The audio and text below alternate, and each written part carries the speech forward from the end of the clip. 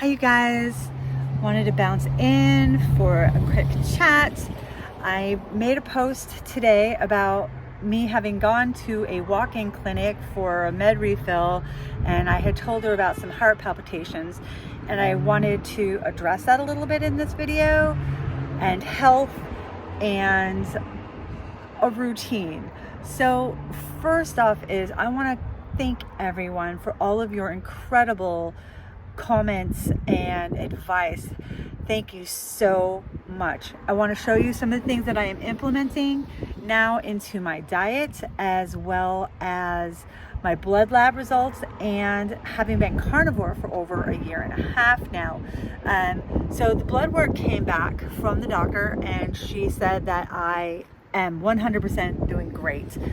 So that is good. My heart is healthy.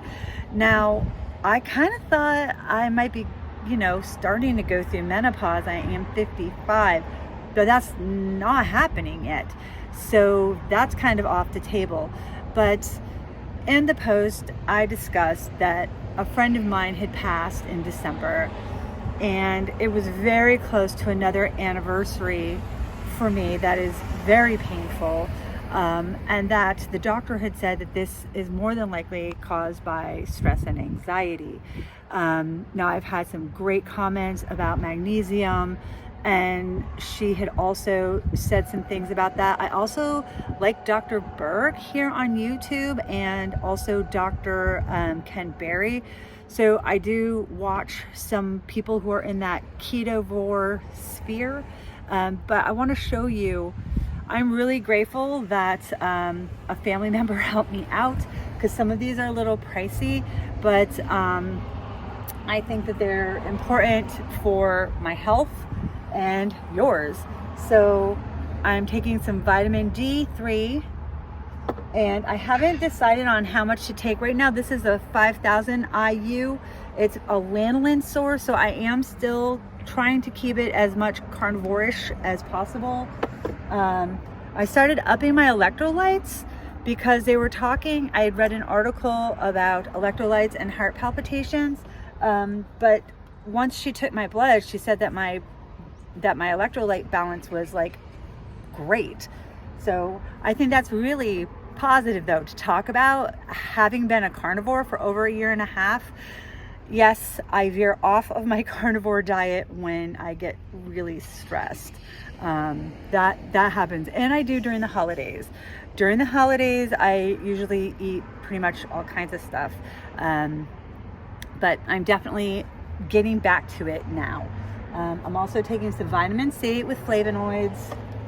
This I'm kind of hearing about, this is like the holy grail. This is magnesium glycinate. I'm taking one in the morning and one before I go to sleep at night. This is 400 milligrams. Oh, by the way, I'm not a doctor, so I'm just talking to you about what I'm doing, what's working and such. And this is, I've heard that glycinate is the most bioavailable form of magnesium for the body. That helps with like the electrical currents going from your heart.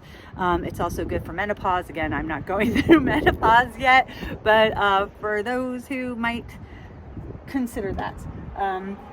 This one's a little pricey, but I'm glad I got it. It's a micronutrient beef organ complex. This is First Light. Again, I'm really grateful to Little Bear, who is helping me with some of this cost. I've also gone to organic decaf coffee exclusively. This was a really tough walk down because I do like caffeine. But once the palpitations started in December, I decided not to mess around. And I just weaned off, dealt with the headaches, and got off caffeine. And I was not like a huge caffeine drinker as it was. I was only having like maybe 2 cups of caffeinated coffee during the day, once in the morning and then once in the afternoon. But I just said, you know what, anything that could possibly happen, I got to get rid of it. Okay, now for the issue with exercise. So like, I'm always trying to get back to exercise on a regular basis. Because I like do a really good run. Like I start walking and running and aerobic movement and lifting my dumbbells. I have dumbbells, I have a jump rope, and I know that it always hits during winter because okay, I love December. December is my birthday. I am a Sagittarius, and I love winter solstice time. All of that is just like one of my favorite times of year. But then as the new year rolls around and I deal with that difficult anniversary, things always go the wrong way. I stop exercising and I'm always working to get out of that, and it takes a couple months. And usually when spring hits, I am usually getting back to myself.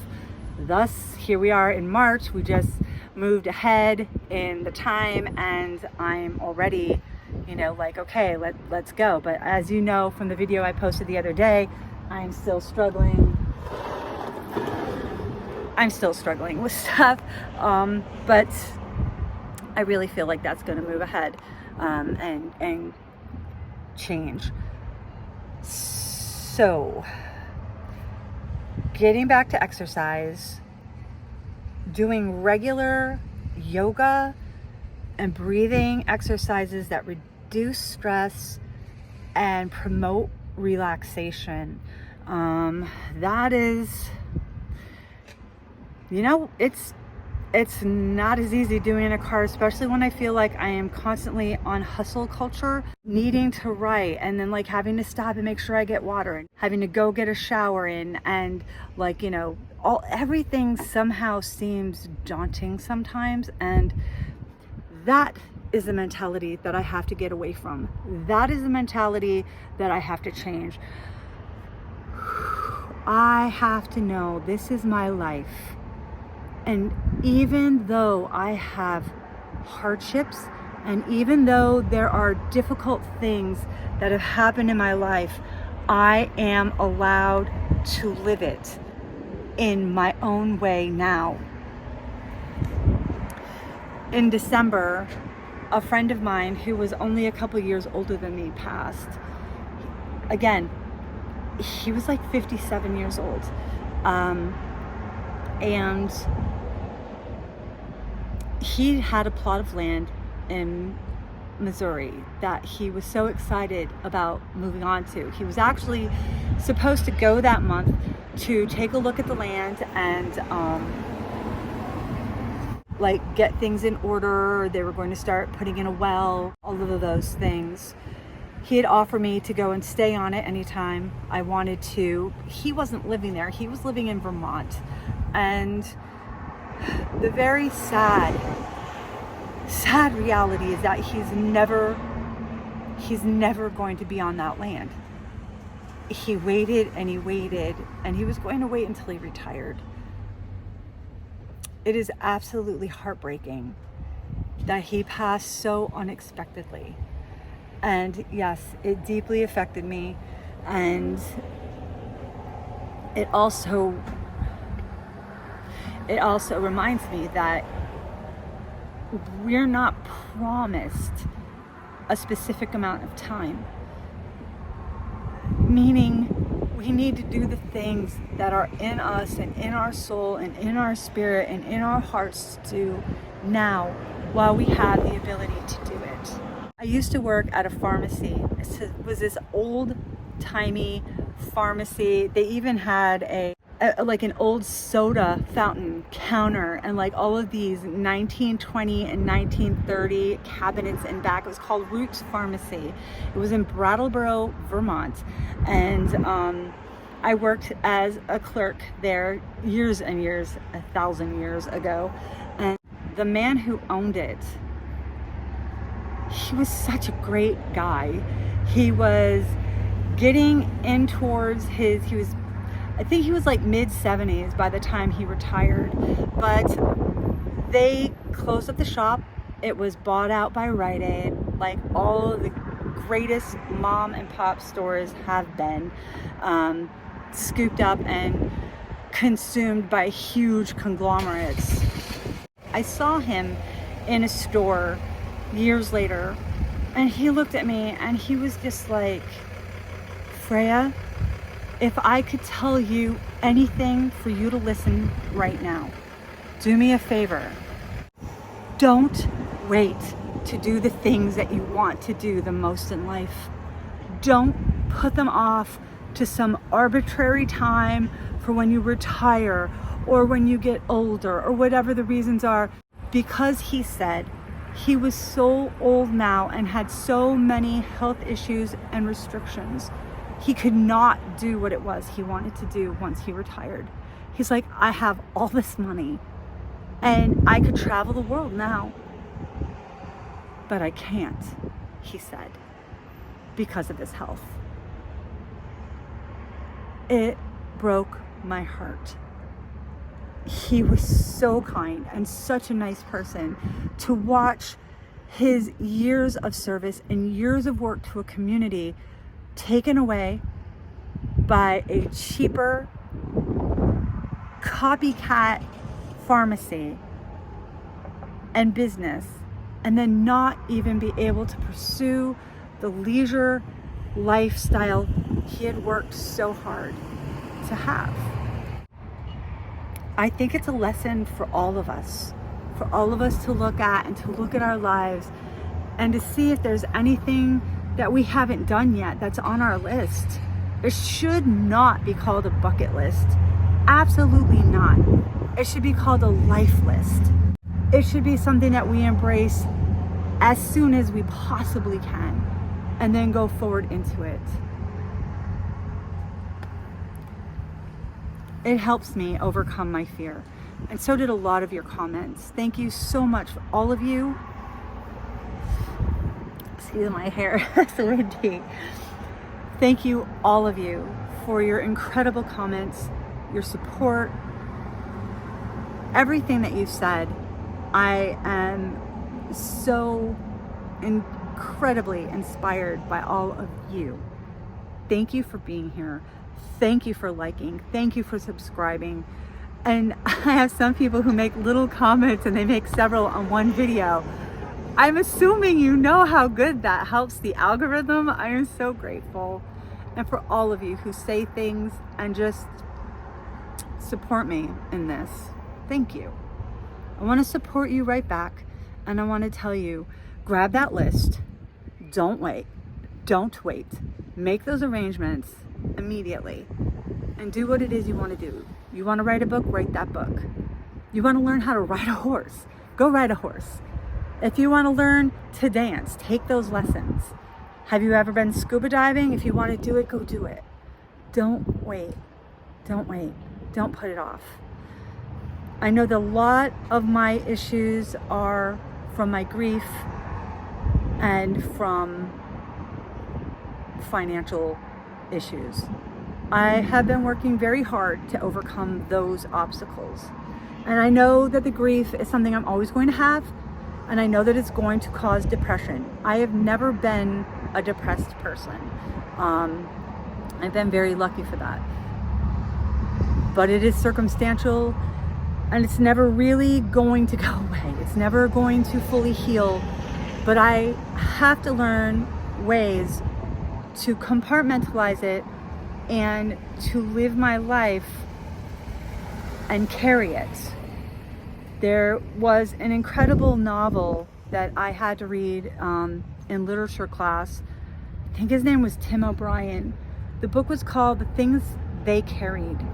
And it was about Vietnam vets and what they went through in the war and the items that they carried when you could only have a very few certain items with you, like a canteen and your weapon.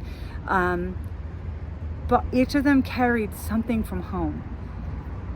And now they carry those other things. They carry the PTSD and the wounds. And I know this also because my father served as well.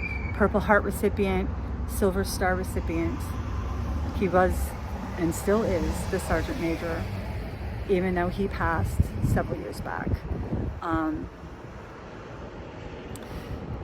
I know that I will be carrying that grief, and I know that most of us have grief or some type of thing that we are carrying, and that oftentimes that thing is a weight and keeps us from living our lives to the fullness that they could be.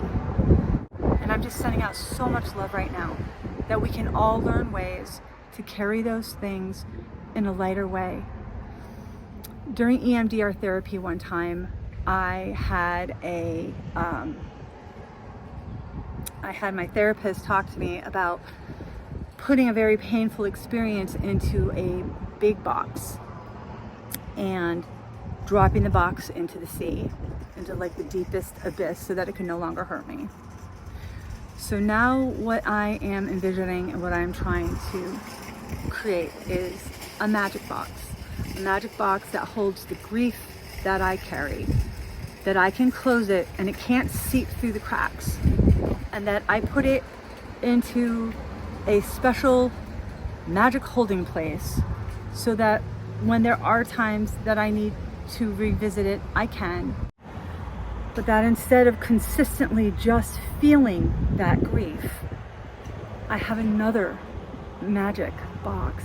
Probably this one would be more like a magic locket that stays right there as close to my heart as possible, so that I can remember all of the good and the beauty without feeling all of the hurt, so that I can live my life and move forward. And I hope that you can find your own magic boxes too, and your magic lockets, that we can live the lives that we are created and destined for, and that we can move forward in peace. I love you guys all so much. Thank you so much for being here again. Please like and subscribe, and I will see you again very soon in the next one. Thank you again to my Patreons, for my super chat friends, and for those who've helped in every other way.